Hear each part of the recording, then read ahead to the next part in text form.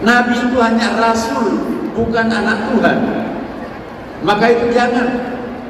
Pendapat lain mengusulkan, bagaimana kalau mengusul Quran?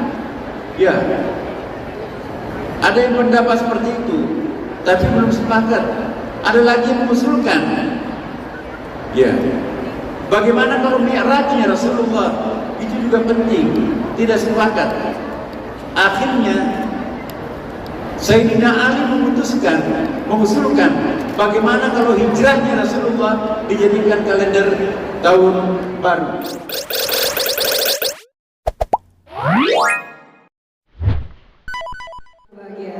Selanjutnya kita akan ikuti sambutan dan juga tausiah disampaikan Menteri Agama Republik Indonesia Profesor Dr. Kiai Haji Nasaruddin Umar MH.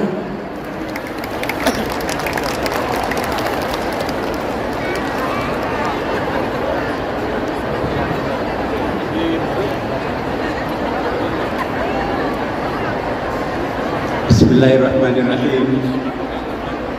Assalamualaikum warahmatullahi wabarakatuh.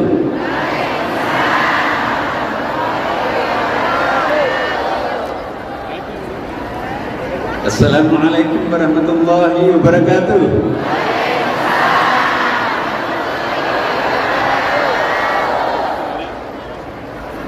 Saya menikmati merdu sekali suaranya para penghuni surga. Alhamdulillah, alhamdulillahi awali mahmud wa akhiri ma'bud wa aqribi mawjud al-badi ila ma'lum li azaliyah wa la akhir li awaliyah al-kainam qabla al-qawl bi ghairi kiyan wal-mawjud fi kulli makanin bi ghairi iyan wal-qarib min kulli najwa bi ghairi tadan asyhadu an la ilaha illallah wa asyhadu anna muhammadan abduhu wa rasuluh sahibul burhan. Yang sama-sama kita hormati, luar biasa, Gubernur Provinsi Jawa Barat Al-Mukarram Kiai Haji Dedi Mulyadi. Ini Menteri Agama yang mengucapkan. Kenapa?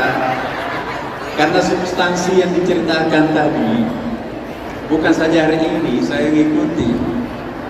Salah satu favorit saya suka mendengarkan adalah statement Gubernur Jawa Barat. Luar biasa. Kita doakan sehat panjang umur dan husnul khatimah. Husnul khatimah di dunia maupun nanti menjelang ke akhirat. Panjang umur ya, bukan? Iya.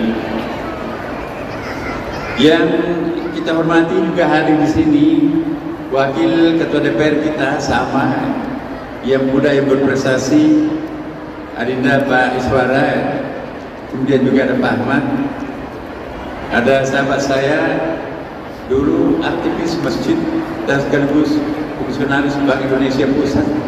Ternyata ketemu ada di sini di Jawa Barat nih.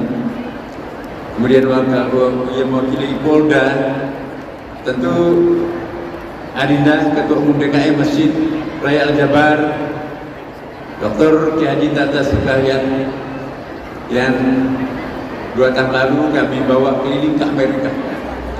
Jadi alhamdulillah salah seorang mubalik yang berprestasi. Di sini juga bersama kita ada Ketua Umum PWNU Jawa Barat beserta seluruh jajarannya. Bapak Ibu sekalian, mohon maaf saya tidak sebutkan satu persatu para ulama, para kiai, ustazah. Saya juga ingin bertanya Bapak Ibu sekalian, apa sudah makan belum? Makan apa ini? Ada 2 macam makanan. Ada makanan lahiriah seperti nasi, buah, kue, kopi, mengenyangkan perut. Tapi ada juga makanan rohani, ya seperti zikir, baca buku, ngaji. Itu makanan rohani, mengenyangkan kalbu dan mengenyangkan pikiran. Apa dibaca pada saat kita akan makan? Apa dibaca pada saat mau makan, Bapak Ibu? Basmalah. Wala taqulu mimma lam yuzkar ismullah alaihi. Janganlah kalian makan sebelum membaca basmalah. Kata Rasulullah, siapa yang makan tanpa membaca basmalah, setan akan masuk bersama dengan sari-sari makanan itu ke dalam tubuhnya. Begitu pentingnya basmalah pada saat mau makan. Rasulullah juga mengingatkan, kalau ada yang lupa pada waktu makan itu baca basmalah, kita diminta membaca apa? Bismillahi awwaluhu wa akhiruhu.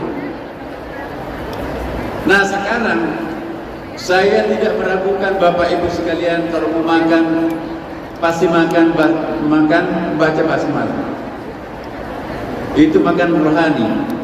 Tapi saya masih meragukan Bapak Ibu sekalian, apakah pada saat mau makan makanan rohani itu juga baca basmalah? Pada saat membuka Al-Quran, pada saat membuka buku, pada saat mengikuti kuliah, pada saat membaca pelajaran, itu baca basmalah. Karena kalau tidak baca basmalah, setan, iblis akan ikut bersama sari-sari makanan itu. Makanya itu ada orang makin pintar makin kurang ajar. Setannya ikut demo di dalam kepalanya. Makin kenyang makin banyak penyakit. Kenapa? Karena tidak baca basmalah. Basmalah itu pemberkahan Bapak Ibu sekalian. Hal kecil ini jangan dilupakan. Iya. Bapak Ibu sekalian, kita memperingati satu Muharram.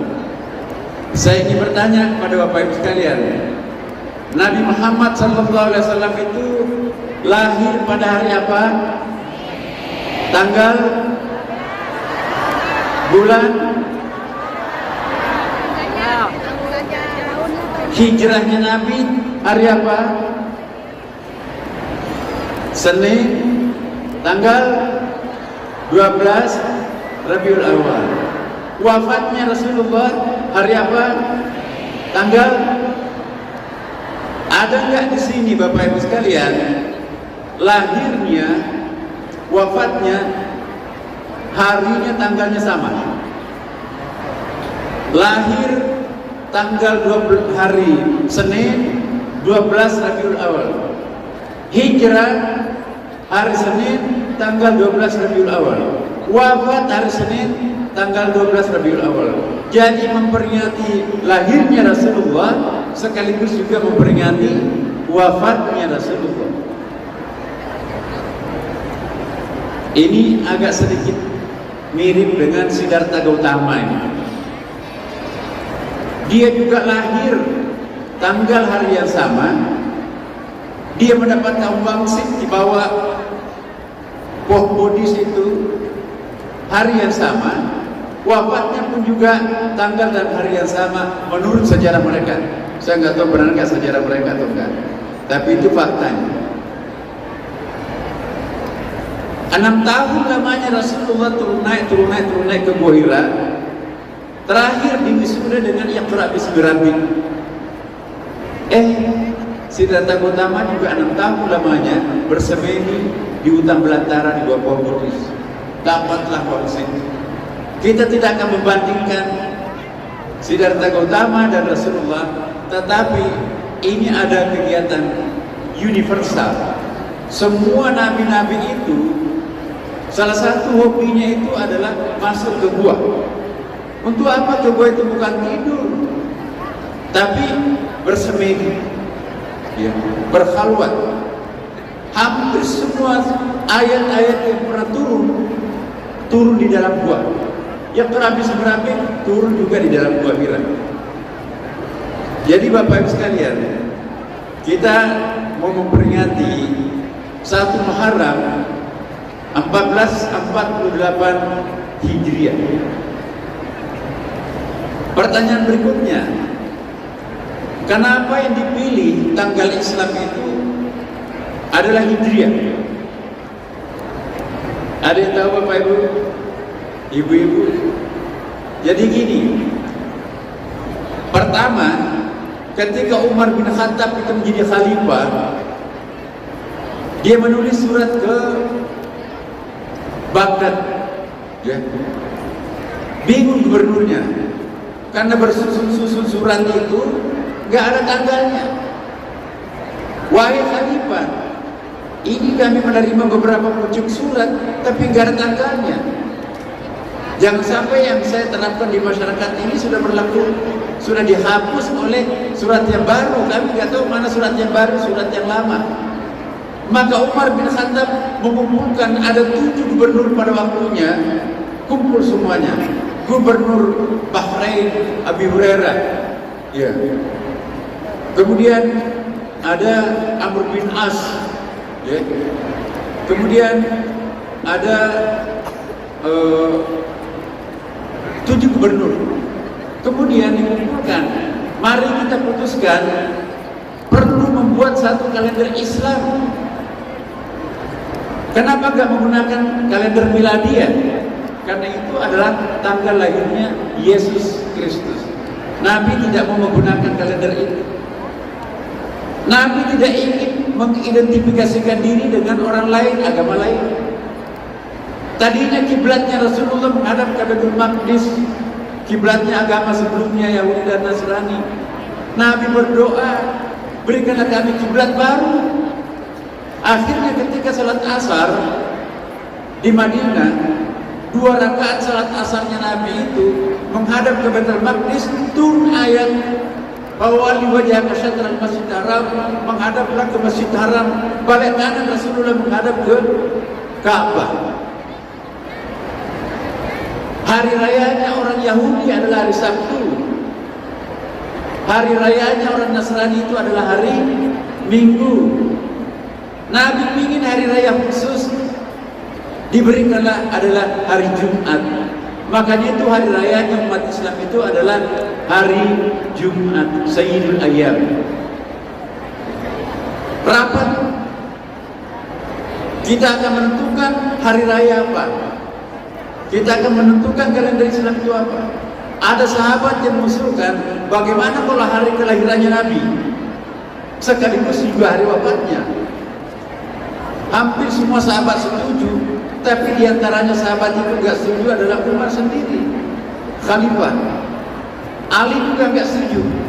Jangan nanti kalau hari kelahirannya Nabi dijadikan tahun baru, nanti seperti Nasrani. Akhirnya dipuja, dia menjadikan bahwa Nabi Isa itu adalah Tuhan, Yesus Kristus itu Tuhan. Nabi itu hanya rasul, bukan anak Tuhan. Maka itu jangan. Pendapat lain mengusulkan, bagaimana kalau usul Quran? Ya, ada yang pendapat seperti itu, tapi belum sepakat. Ada lagi yang mengusulkan, ya, bagaimana kalau mi'rajnya Rasulullah? Itu juga penting, tidak sepakat. Akhirnya Sayyidina Ali mengusulkan bagaimana kalau hijrahnya Rasulullah dijadikan kalender tahun baru. Akhirnya karena pengusulnya adalah Sayyidina Ali, ambil separuh ilmu dari Sayyidina Ali. Sahabat Nabi yang paling cerdas itu adalah Sayyidina Ali. Maka seluruh sahabat pada waktu itu menerima bahwa yang dijadikan kalender Islam itu adalah hijrahnya Rasulullah Sallallahu Alaihi Wasallam. Umar menetapkan kalender Islam itu resmi, yaitu pada tanggal 16 Juli 622 Miladiah, ketika Umar membebaskan Yerusalem dari penjajahan Romawi Bizantium, yang sekaligus penetapan piagam Elia, semacam piagam Madinah. Piagam Elia itu sangat penting Bapak Ibu, mungkin tidak ada waktu untuk menjelaskan di sini. Jadi penetapan kalender Hijriah itu sebagai kalendernya umat Islam itu ditetapkan pada tahun 17 Hijriah. 17 tahun setelah Rasulullah hijrah ke Madinah, berarti Rasulullah sudah wafat, baru ditetapkan kalender Hijriah itu, yaitu pada tanggal 16 Juli 622 Hijriah, bertepatan dengan penetapan Piagam Elia. Orang-orang Kristen silakan bergereja di gerejanya, jangan diganggu. Orang Yahudi silakan melakukan ibadah di sinagognya, jangan diganggu. Tapi umat Islam bangun masjid pun jangan diganggu. Itu isinya Piagam Elia. Mari kita rukun bersama, jangan ada perbedaan karena agama, etnik, warna kulit, umur. Tapi kita harus berkonflik. Itu isinya Piagam Elia, mirip dengan Piagam Madinah pada waktu Rasulullah hidup. Jadi piagam-piagam kehidupan ini sangat penting. Sama dengan Piagam Jakarta Bapak Ibu sekalian. Dulu kewajiban dengan menjalankan syariat Islam bagi pemeluknya, ada keberatan dari Indonesia bagian timur. Itu seolah-olah tidak mewadahi kami. Mereka mengusul redaksi baru, akhirnya disepakati ketuhanan yang Maha Esa. Dan itulah yang abadi sampai sekarang ini, benar-benar mampu menyatukan bangsa Indonesia. Ini juga mungkin ada hikmahnya Bapak Ibu. Seandainya ketuhanan dengan berkewajiban menjalankan syariat Islam bagi pemeluknya, mungkin ada positifnya, tetapi juga mungkin ada yang perlu dibayangkan. Syariat Islam versi mana? Apakah menurut NU? Apakah menurut Muhammadiyah? Apakah menurut Al-Wasliyah? Apakah menurut Syiah? Apakah menurut Sunni? Apakah menurut Mu'tazilah? Atau menurut Jabariyah? Dan seterusnya. Potensi konfliknya besar. Tapi kalau ketuhanan yang Maha Esa, tidak ada konflik apapun sampai hari ini. Sampai kepada negara yang menyebut negaranya negara Islam datang ke Indonesia belajar bagaimana kok Indonesia yang kaya raya dengan budaya agama tapi bisa kompak. Alhamdulillah Bapak Ibu sekalian, tahun 2025 dan 2026 sekarang ini Indonesia berada pada posisi 8,7 kerukunan. Artinya apa? Semenjak Republik Indonesia ini merdeka, kita berada pada puncak kerukunan nasional ini Bapak Ibu sekalian. Mari kita rawat, mari kita pertahankan. Dan Jawa Barat ini sangat-sangat menentukan karena penduduk Indonesia terbesar di seluruh Indonesia ini adalah penduduk Jawa Barat.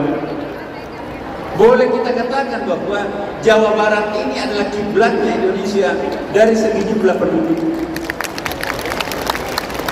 Jadi kalau gubernurnya Jawa Barat itu sukses, insya Allah gubernur-gubernur yang lain juga akan banyak ikut kepada beliau. Tapi sebaliknya kalau gubernur Jawa Barat itu bermasalah, jangan-jangan ikut juga yang lain bermasalah. Makanya itu gubernur Jawa Barat dari awal sampai terakhir, ada nggak yang salah disampaikan oleh beliau tadi? Pada umumnya benar kan? Itu yang benar. Saya juga sependapat bahwa di sekitar kita, di belakang rumah kita ada orang yang kelaparan, anaknya nggak bisa sekolah, tapi tiap tahun umrah 32 juta rupiah. Ada sekolah-sekolah nggak pernah dibangun, bocor. Ya. Haji cuma 1 kali wajibnya Bapak Ibu. Nabi Muhammad SAW itu hanya 1 kali haji, nggak berkali-kali. Ya. Tapi kualitasnya.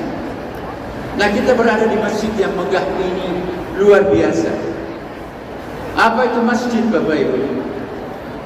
Masjid itu ismul makan dalam bahasa Arab. Dari akar kata sajadah.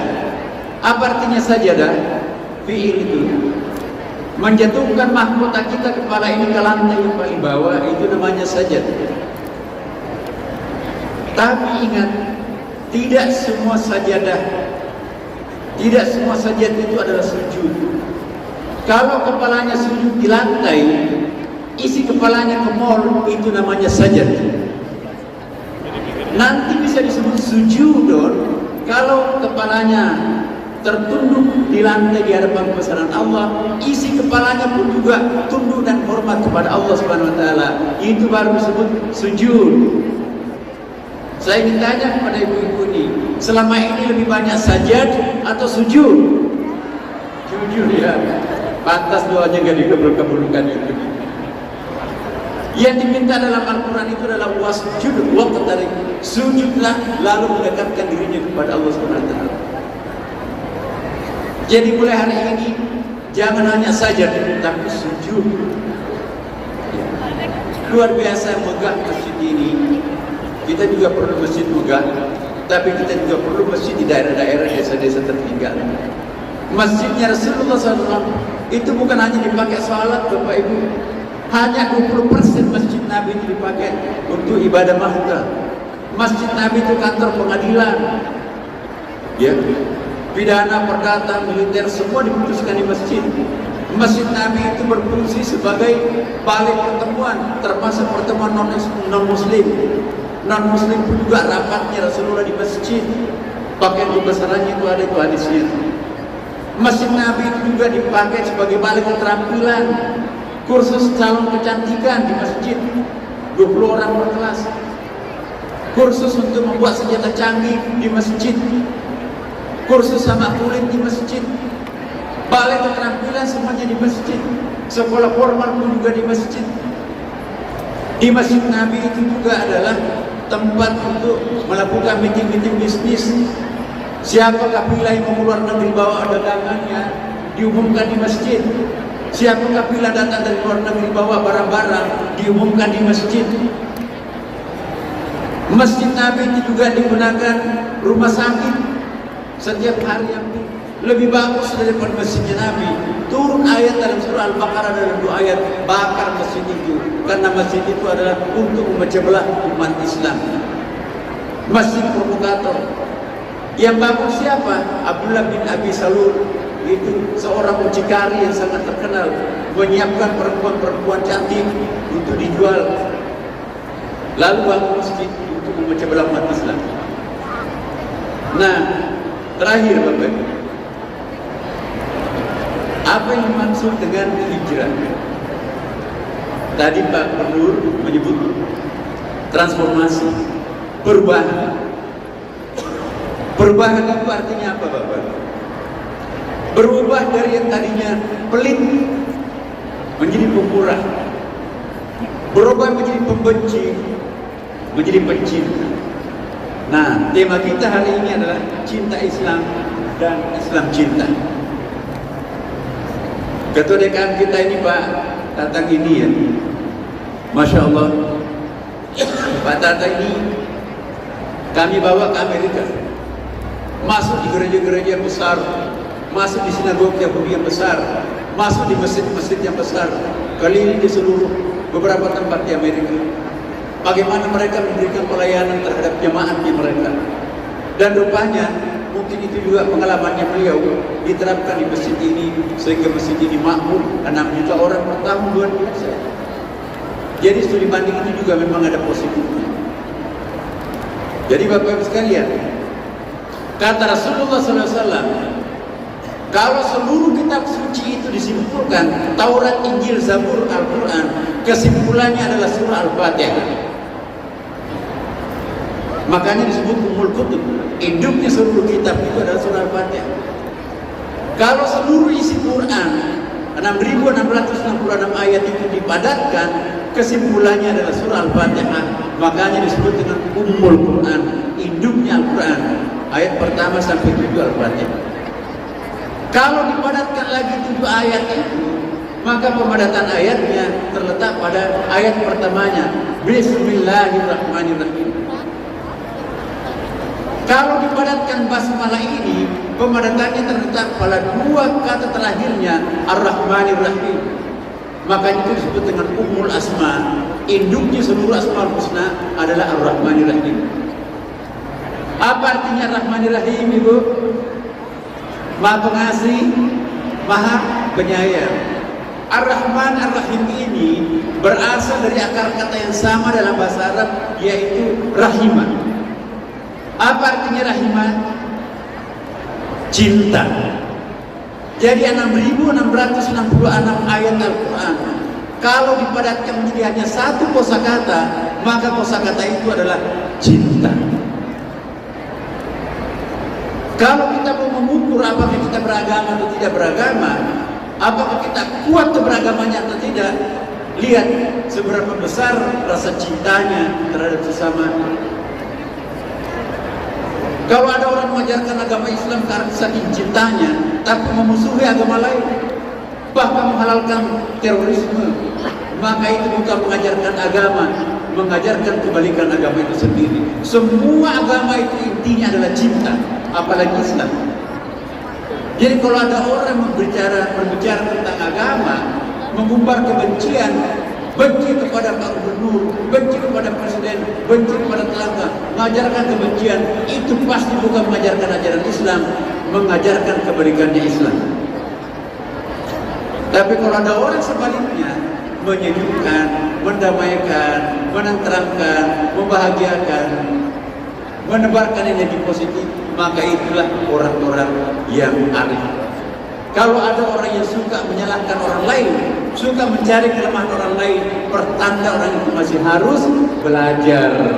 Sekalipun profesor, sekalipun kiai, kalau kerjanya hanya menyalahkan orang, nggak ada yang benar selanjutnya. Kalau ada orang mulai menyalahkan dirimu, ternyata saya salah, saya tidak saran menggunakan kacamata Ray-Ban, lantas semuanya gelap. Ini nggak gelap, kacamata yang digunakan itu gelap. Maka orang itu sudah mulai belajar. Kalau ada orang tidak sibuk menyalahkan orang lain, tidak juga sibuk menyalahkan dirinya sendiri, tapi diam-diam menyelesaikan persoalan tanpa menepuk dada, orang itu sudah selesai belajarnya. Kenapa? Orang itu adalah sudah arif. Orang arif tidak pernah mencari kambing hitam, kambing putih, diam-diam menyelesaikan persoalan dengan baik, tanpa sombong, ria, menepuk dada. Orang pintar di Indonesia banyak, tapi yang langka adalah orang arif. Carilah sahabat yang arif, karena arif itu insya Allah itulah disebut as-suhbah, sahabat dunia akhirat kita. Inilah Bapak Ibu sekalian, inti cinta itu adalah Al-Quran. Semoga ada manfaatnya. Wallahu muwaffiq ila aqwamit thariq. Wassalamualaikum warahmatullahi wabarakatuh.